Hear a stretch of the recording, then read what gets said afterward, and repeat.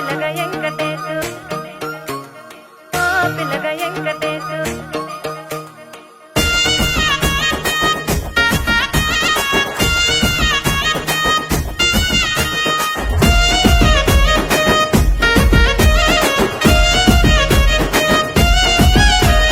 సిద్ధిరాల మనసు నాది చిన్నగా పోతుంటావో చూడక పోతుంటావో ఇంట్లో చిన్నదాన్ని నేను సిద్ధిరాల